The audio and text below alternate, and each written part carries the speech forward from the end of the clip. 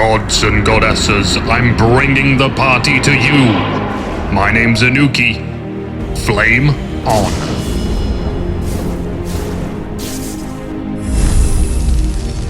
Son Wukong. Dukesfer, yeah, that's how we're gonna pronounce that. He ain't looking too snug with current affairs.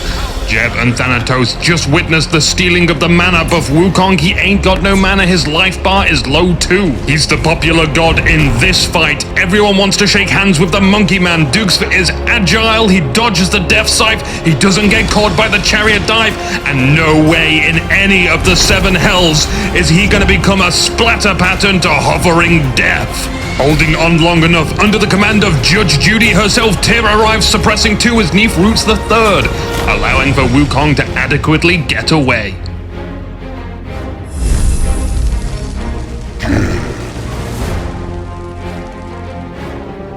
Boom, boom, shake, shake the room. Once upon a time, there was a Team Red, and they didn't live happily ever after. The end of Team Red, that is. Jeb sets his team up for a swift comeback. The burst damage spikes beyond belief, but there are stragglers, survivors which must be silenced. No one must speak of this day. Sonic the Jeb Hog rolls past the checkpoints. The wards are real. The revolutions are real. But wait, somebody got away. The mercy is real. Quick and painful, the alarm clock ticks, and it's Deep's time. A little mispositioning from Team Red, and Jeb takes full advantage to control and disable. Wukong, outside of the deadliest circle, gets to watch as his team suffers immeasurable divine pain. He be rolling day hate, and Jeb is able to catch up to Naja, and with the help of Neef, they lock him down and prevent his escape. Nobody knows where Wukong has gone, though. He gets away. This time. Thor. Athena. Ymir, Herbois, and Neef are pushing left lane to its 2nd tower. Only Ulra is here to defend. Or is he? Thor rockets to the moon, such height, many thunder, very dunk. Athena augments this sudden strike with Defender of Olympus. This leaves absolutely no time for the enemy to react. A completely one-sided annihilation. This was a recipe for destruction. What are we serving, Thor? Pancake. And what are the ingredients? Godlike. And how do you prepare the godlike? Massacre. That was a fantastic display of wombo combo. It doesn't score high this week. Is there anything else that could make this play better? Like a backpedaling ul? Nice. What do you think? Impressive. Those moves. They're Unreal. yeah, that's the word I was gonna go for. Thanatos. It's another rumble in the jungle. Arachne misengages. She can't expect to take on all that by herself, can she?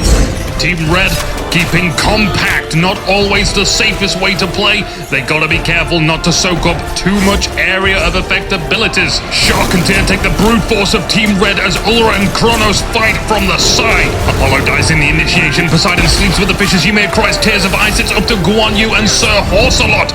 They go in for the stun. Halcyon Calamity lands on 4 of the enemy. His scythe begins to hack and slash through armor and flesh. Not that one though. He doesn't need that killer ability to defeat these guys. It's a costly victory for Team Red, but for Thanatos, it was decisive. Really don't need those scythes, do you, Halcyon? Keeps throwing them away. Scylla. Left him as Scylla makes her way behind on her, Poseidon and Tyr. The initial encounter becoming problematic for Poseidon as he's brought to near death.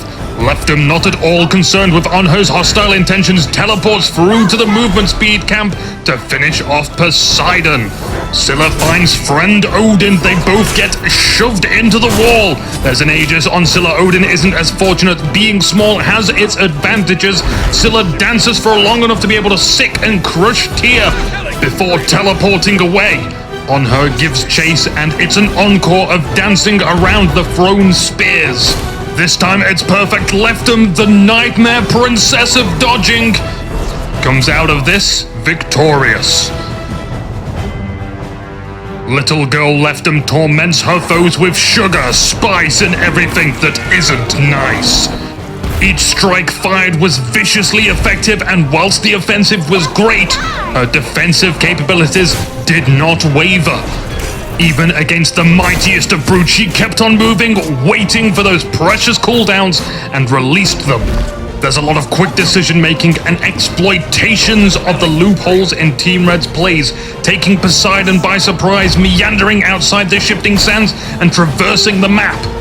A damn fine play made by Leftum. Now it is time to depart. Medical minions are taking care of the wounded. We'll be back next week. My name's Anuki. I'll be in the jungle.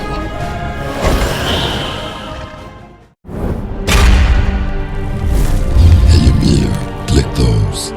But they don't look safe. That's the point. Oh. Ymir doesn't like Fenrir. Fenrir's a jerk.